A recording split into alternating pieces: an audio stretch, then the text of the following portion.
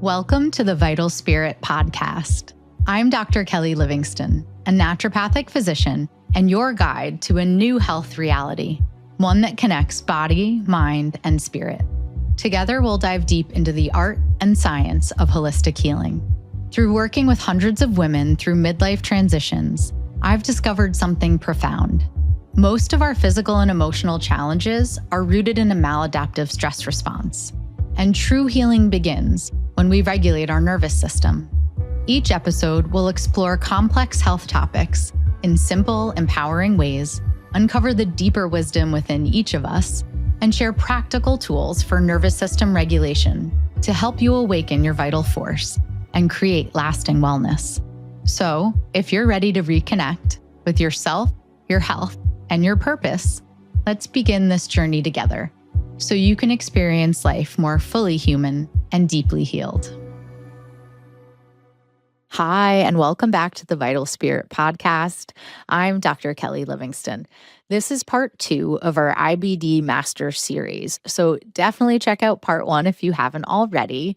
We stepped back and we widened the lens around IBD. We talked all about terrain. We talked about safety in the body.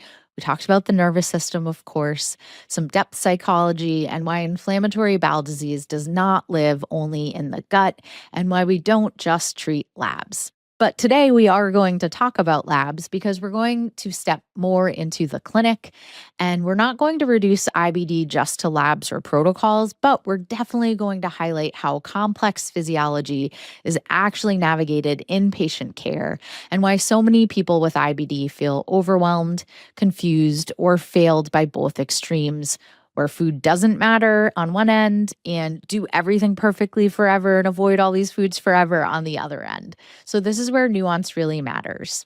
I really do feel that IBD care fails when it becomes this strict dogma and when we're too restrictive about everything in the healing process. One of the most common experiences that I hear from patients with IBD is this. They were either told that food doesn't matter at all, which is not true, or they were given a single rigid diet and told it should work for everyone, and that's the diet you have to follow if you have IBD. And neither of those statements is true. IBD is a pattern of immune dysregulation expressed through the gut. That pattern will be different for every person based on the things that they are not tolerant to. And immune dysregulation always asks the same question. What is the immune system reacting to, and why can't it turn off? The answer is different from patient to patient. That's why I love what I do. I never, ever get bored. Now, remember, IBD or inflammatory bowel disease is an umbrella term, and under that umbrella live several distinct clinical realities. Ulcerative colitis primarily affects the colon and rectum. It's continuous, mucosal, and often presents with bleeding, urgency, and inflammatory diarrhea. Crohn's disease can affect any part of the GI tract from mouth to butt, and it's transmural, patchy, and more likely to involve strictures, fistulas, and malabsorption.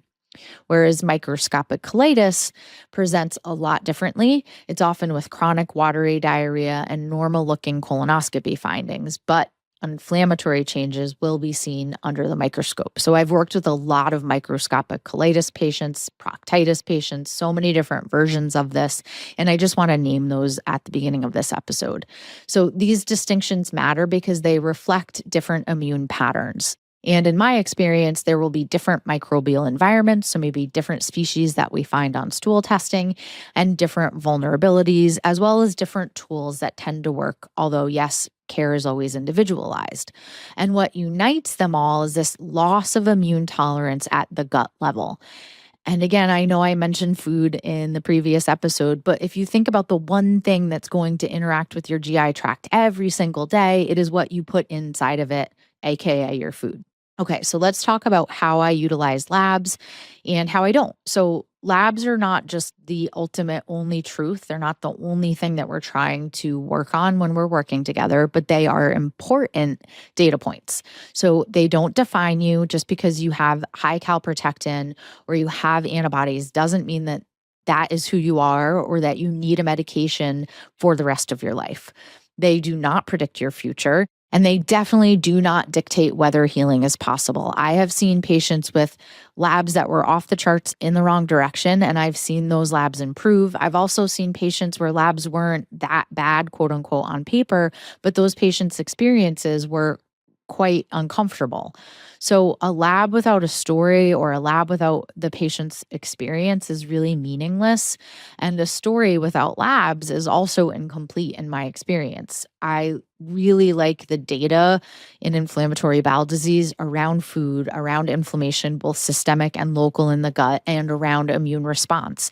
And there are certain antibodies or certain food triggers that when I see them, I know that that patient is going to have to focus on a certain aspect of diet or lifestyle more than another patient where I didn't see that pattern. So I do always want to make sure that at least a CBC and a metabolic panel have been run, so a complete blood count and a metabolic panel, not because those diagnose IBD, but because they really tell me how taxed the system is. So initially, I'm looking for things like anemia, inflammatory burden, liver stress, kidney function, so detox capability, electrolyte balance, and normal labs here are not going to rule out IBD by any means. But first things first is get an idea of how the terrain is doing. And these labs might tell me where the body is really struggling. So, as always, I'm going to run a full iron panel that does include ferritin. And low ferritin is really, really common in inflammatory bowel disease. And remember, ferritin impacts your energy, your hair, your thyroid conversion, gut, mood, and ability to heal. So many women who come to see me have ferritin in their 20s, and maybe it wasn't flagged or maybe it wasn't run even.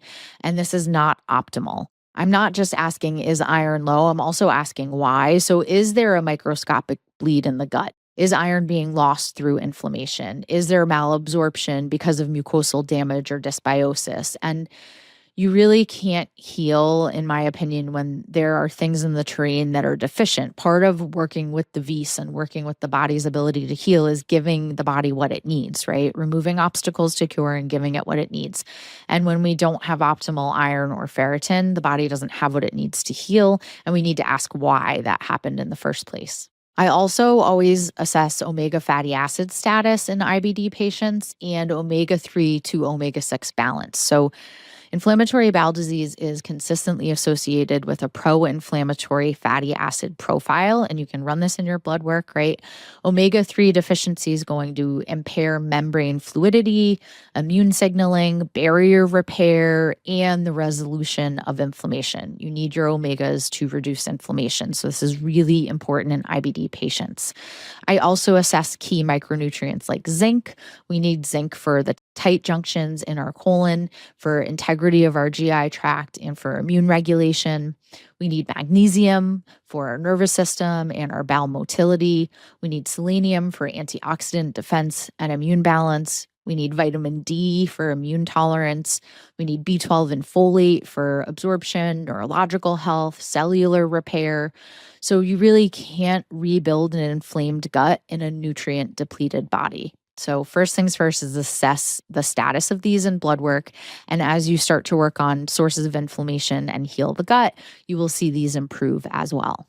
Now, thyroid is always a part of the picture. TSH alone is not enough, right? You can go back and listen to the full thyroid episode, but your thyroid hormone drives your gut motility. It is going to impact your immune health. It is going to control mood. It is going to impact estrogen metabolism. And IBD flares often when thyroid physiology is ignored. So either you're under or over functioning as far as your thyroid goes. That is then going to impact how your bowels move through your gut and therefore also impact inflammation or the likelihood that you have dysbiosis. So many patients are told, oh, you have IBD, but we're not looking further into some of the other organ systems that can be impacting or driving some of that dysfunction and perpetuating that gut dysregulation. I will have a whole episode on celiac and gluten, but I do run full celiac panels in my IBD patients because I find that partial testing can miss disease. There can be some false reassurance that delays healing where patients think, oh, I was told I don't have celiac, so I can eat wheat or I can eat gluten or I can eat oats, but there's actually cross reactivity going on. So gluten can drive immune activation, permeability. Everyone, for about 15 minutes after you eat gluten, you have an increased intestinal permeability. It can drive neurological symptoms and definitely inflammatory cascades that can mimic or worsen IBD. So, yes, I want to know the role of gluten. Is there an allergy to it, a sensitivity to it? Is there celiac or not? Are there antibodies?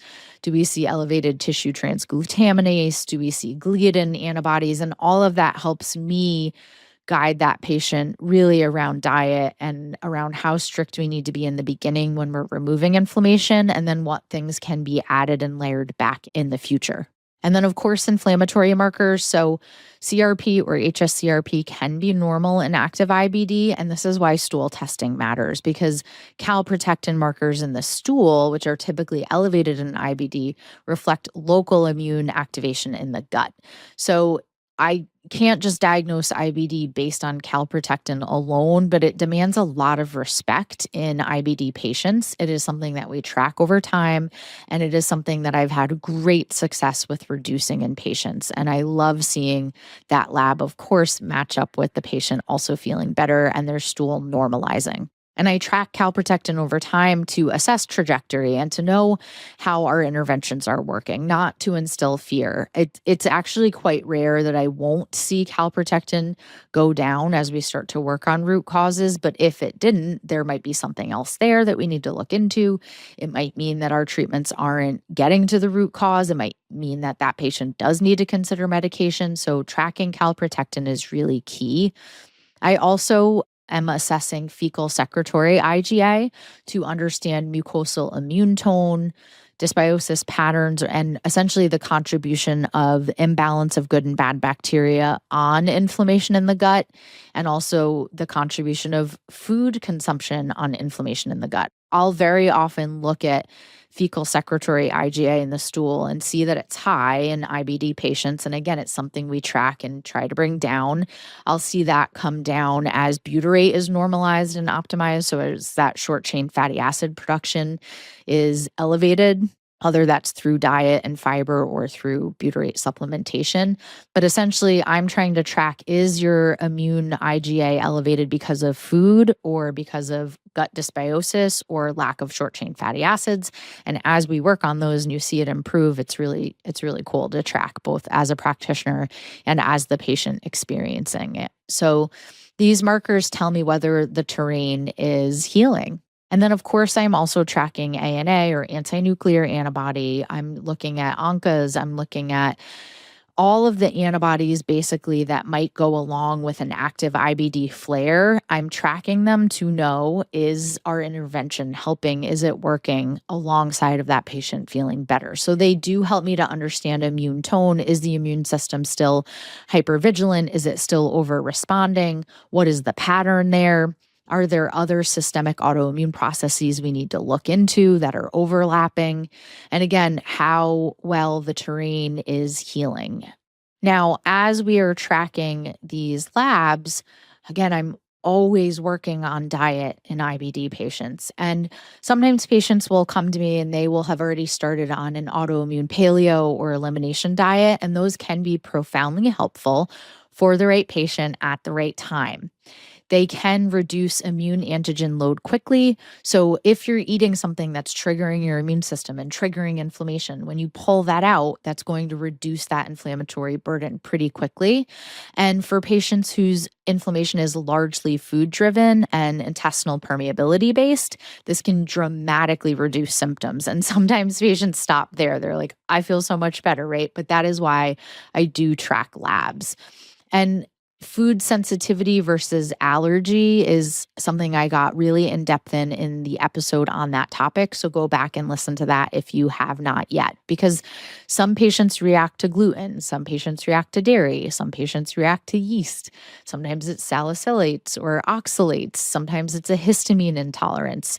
And even healthy foods or quote unquote healthy foods can provoke symptoms. So in those cases, restrictive diets can even worsen nervous system reactivity. So you might feel really restricted and stressed out all the time. So essentially, food is immune information, but so is the state in which we're consuming it. And that's why I think working with a practitioner can be so helpful, because you can't just take everything out of your diet, right? And knowing the order of operations so that you can troubleshoot and you can design a diet that works for you is so key. Now, in long-standing IBD patients, especially post-infection, so sometimes inflammatory bowel disease can get triggered by a gastroenteritis or by an infection. Sometimes there are chronic or acute traumas layered into the IBD cases. And sometimes there's even mast cell activation. So when there, for example, is a high histamine load playing a role, you might experience flushing, increased heart rate, anxiety after eating. You might get hives or itchiness. And this is a really good example of immune hypervigilance. And again, that might occur after an infection or after a trauma triggers this hypervigilant state in the body. It can also be when our body's overloaded with a food antigen. So as always, it's all connected and all layered in there. But I would say that especially in mast cell activation or histamine presenting cases, calming the immune nervous system is always first. That might even go before inflammation removal, because that's going to help our body to clean up inflammation in the first place. Now, as I mentioned, IBD can often follow immune shaping events like infections, Epstein-Barr virus or mono. I have an entire episode on EBV, Epstein-Barr virus. Chronic and reactivated EBV can play a role in triggering IBD, norovirus, repeated antibiotic exposure, C. diff infections. I will do another episode on case studies with IBD, but I have a patient where we've worked for a long time together on reversing their IBD. We've lowered their calprotectin. We've gotten rid of a chronic C. diff infection. So C. diff infections can play a big role in IBD, but they don't always cause it directly. I find that they prime immune vigilance and they disrupt tolerance. So immune systems remember we talked about this with Dr. Nash, right? Immune systems remember patterns. And sometimes we have to clear that pattern, because that pattern is what's been triggering and upregulating the immune system into the autoimmune state to attack the gut. Now, while I'm working on figuring out what maybe turned on and triggered the autoimmune process or the gut to attack itself, I do want to mention one of my favorite healing tools for the gut is glutamine. So glutamine is an amino acid that supports enterocyte repair. So it helps heal and seal the gut and the tight junctions. And in active inflammation, glutamine alone is not sufficient, but it can be so helpful. I'll often combine glutamine with butyrate to fuel the colon cells and support immune tolerance. But in dysbiosis or mast cell activation, you might have to introduce that carefully. So again, nothing in IBD is really simple or plug and play. But there is a product that I love that has glutamine, it has zinc carnosine, it has mucilaginous healing, sealing herbs. So a lot of times when we start working on IBD and we might feel overwhelmed by trying to figure out all these root causes and triggers to the immune system, we can move the needle forward in symptom picture by working on healing and sealing the gut lining. And glutamine is so great for that.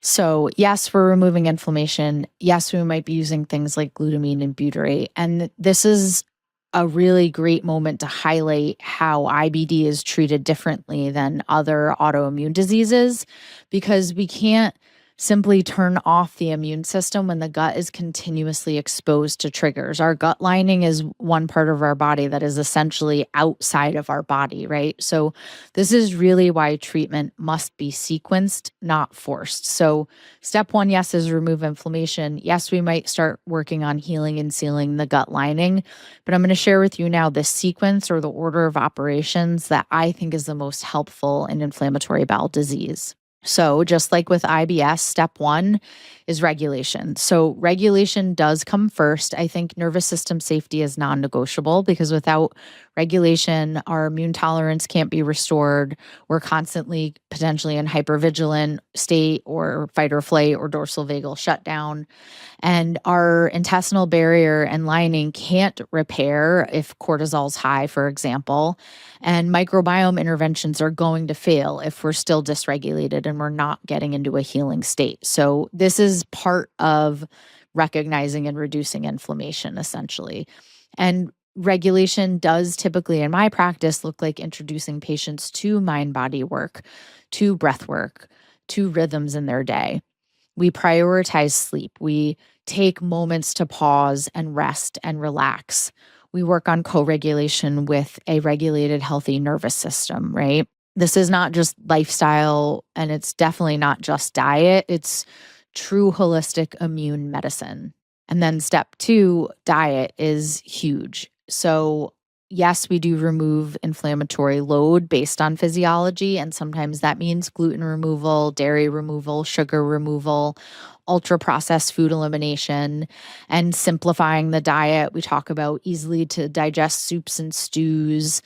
And diet works when it's really targeted in IBD. So really individualizing diet based on labs, based on history, based on digestion and absorption that I see in the stool is really key. Now, also based on the stool, I am going to optimize the health of the entire GI tract. So all of my IBD patients are educated on, yes, the seeds of health, but also daily gut habits. So how do we turn digestion on from the top down? How do we make sure that our body's making stomach acid and producing bile, and our pancreas is making enzymes? Like, how is our body preparing to receive food, right? All of that is layered into an IBD patient's initial plan and protocol, and educating around healthy habits for the gut every single day. And then third, phytotherapy. Phytotherapy is huge in my IBD protocols. So using plants, using plant medicine as anti-inflammatory. Herbs are not just gentle add-ons, they become part of that daily gut healing plan. So in IBD, I'm working a lot with turmeric and curcumin, so inflammatory signaling modulation through using turmeric in diet and sometimes in supplementation as well. Boswellia. I'm using ginger for motility and to reduce inflammation. One of my favorite tricks is just slicing up ginger root and putting it in warm water and having that become one of your gut healing habits. I might use aloe. I just discovered that Trader Joe's has this awesome organic aloe leaf juice. I might use that for mucosal soothing. Again, I love using mucilaginous herbs that come in and heal and seal the gut lining, like slippery elm and marshmallow, for example, as demulcents who can come in and heal and repair the gut lining. I'll use calendula sometimes for lymphatic and mucosal healing, andrographis for immune modulation. And herbs are chosen based on disease activity, location, constitution of the patient, and definitely on stage of healing. So this is where naturopathic medicine, botanical medicine, herbalism really shine. And I love using herbs in IBD. As I mentioned, I will probably also be using homeopathy and gemotherapy. And in our case studies, I can get more into the details of those. And then number 4, RID protocols. We've talked about these before. We use these with precision because eradication is never the first step, but eradication is probably a big part of the process in inflammatory bowel disease if there's a lot of dysbiosis. So we use RID plans to get rid of bacterial overgrowth or yeast or parasitic overgrowth. After regulation, certainly, if I see a ton of inflammation, I'm going to work on barrier support and inflammation reduction first. And this is really important in patients with a history of C. diff or post-antibiotic injury or severe dysbiosis on stool testing. So there's an order of operations, right? Because aggressive eradication in an inflamed gut can cause harm. When you weed your garden or your gut, you are going to be inflamed as part of that process. And so if you're already totally inflamed, it's just not the right order of operations. which I think actually I can mention gemotherapy and drainage here as well in a little bit more depth, because as far as order of operations, drainage matters, right? If you're constipated, for example, when you first come in to work on IBD, that's step one. So supporting lymphatic flow, opening our emunctories, our organs of elimination, working on liver and detox support, immune regulation and nervous system safety, all of that can be done utilizing gemotherapy or biotherapeutic drainage, because we're essentially preparing the body to process and release. And then the RID plan is when we're going to get rid of things, but we really have to have things moving and open in order to do that. And then working on micronutrient repletion and repair. So remember, some of those deficiencies that maybe we saw in the beginning of working on IBD are going to correct as we heal and seal the gut lining. And we might need to supplement, for example, with zinc, or sometimes patients that have fat malabsorption in IBD might have some low fat soluble vitamins like vitamin A, or maybe their CoQ10 is low. So of course, we're checking in on these things when we're working on the terrain. And you really can't rebuild tissue without all of the ingredients to do that, right? So making sure that we're getting all of these micronutrients in our diet, making sure we're getting things like collagen and vitamin C, all of this is part of the healing phase. So as we work on the physiology and we're getting into our daily habits to make sure that our gut healing lasts, we are also, in my experience, noticing that remission stabilizes when we've also re-inhabited our body, when we're truly embodying the healing process. So I do find in my IBD patients that healing requires a new relationship with the body, and no longer are we in constant vigilance or fear around our bowels or discomfort or inflammation, but we're more at home in our body. So as you can see, the healing order, or the order of operations, I think provides a container that communicates safety and predictability. So the healing order is always the same, even though the individual journey is going to be completely different. So we're regulating, we're restoring rhythm and sleep, we're lowering inflammatory load, we're supporting digestion, we're repairing intestinal permeability in that GI barrier, we're rebuilding the microbiome, we're modulating immunity so our immune system is not on fire anymore, and restoring meaning and safety. I really want you to take home from this episode, or these 2 episodes, that IBD is not a life sentence. When a patient comes to me with a diagnosis of inflammatory bowel disease, I know that our journey might require work. It might require effort and thorough labs and a commitment to change. But I also know that your system is asking for safety, support, coherence, and a new relationship with your body. Your system is speaking to you through symptoms and through labs, and that your body can heal when obstacles to cure are removed. I've done this with so many patients. The Vital Spirit method exists because complex GI cases taught me how deeply interconnected the gut, hormones, nervous system, psyche, and spirit truly are. Healing is truly possible when we listen to our body. Remember, the body heals. If this episode resonated or helped you in any way, please share it with someone else who's struggling with inflammatory bowel disease or a gut hormone, gut brain axis issue like mood, sleep disturbances, hormone dysregulation. And as always, please subscribe and download the episodes, because that's how we'll reach more women who need to hear this message. Have a great day. I'll see you next time.